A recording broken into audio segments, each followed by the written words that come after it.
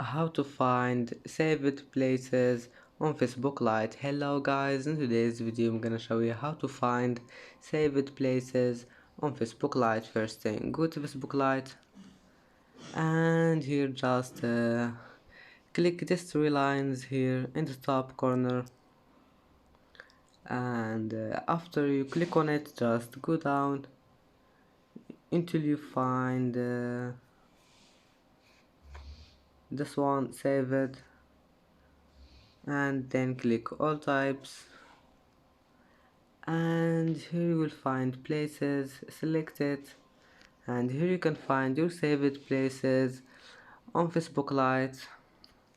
And that's it for today's video. If you like this video, please don't forget like and don't forget subscribe, and thank you for watching this video until the end. See you in the next video.